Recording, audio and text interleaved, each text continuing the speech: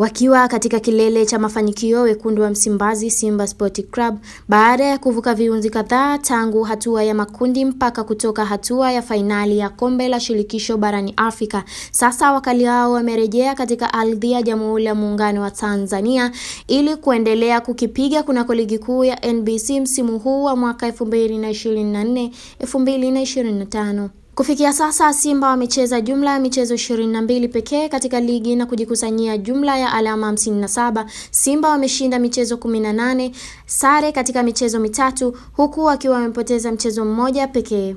Wanasimama katika nafasi ya pili nyuma ya wananchi Yanga wenye jumla ya alama 70 katika michezo 27. Leo Mei 2, Simba watakuwa na kibarua dhidi ya Mashujaa FC kutokea mkoani Kigoma majira ya saa 10 jioni katika uwanja wa KMC Complex. Katika mchezo wa kwanza, Mashujaa akiwa mwenyeji kunako uwanja wa Lake Tanganyika mkoani Kigoma, Simba Sport Club waliibuka na ushindi wa bao 1-0. Kufikia sasa Mashujaa FC wamecheza michezo 26 na kukusanya jumla ya alama 30 wakikaa vyema katika nafasi ya 10 kunako msimamo wa ligi kuu ya NBC.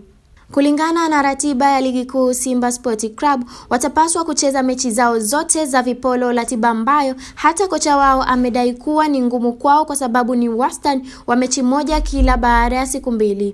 Baada ya kumalizana na Mashujaa FC, mnyama Simba atakuwa mgeni wa JKT Tanzania, mechi itakayopigwa Mei 5 mwaka huu. Mei 8, Simba Sport Club watakuwa wenyeji wa Pamba Jiji kutokea jiji la miamba na utajiri wa Sato kwa maana ya Mwanza, mchezo utakaopigwa katika dimba la KMC Complex Mwenge jijini Dar es Salaam. Mei 11, mnyama Simba atakuwa na kibarua dhidi ya baba mwenye nyumba wake kwa maana ya KMC FC. Nini kitajili baada ya mnyama kukamilisha viporo vyake vyote? Na je, atasimama nafasi ya ngapi? Ikumbukwe kwamba baada ya Simba kulingana michezo na Yanga, na endapo Simba atashinda michezo yote, bado atakuwa tofauti ya alama 1 kati ya Yanga na Simba. Kwa namna hali ilivyo, vita ya ubingwa bado sana. Asante sana kwa time yako. Naitwa Rahma Hussein. Tafadhali endelea kuifuatilia na kuiamini Uba Kigoma. Mara zote tutakuwa bora kukupa taarifa na habari zenye ubora na ufanisi na uhakika usiomithirika. Mpaka wakati mwingine, kwa heri kwa sasa. Ujiji Broadcasting Academy, excellence is our signature.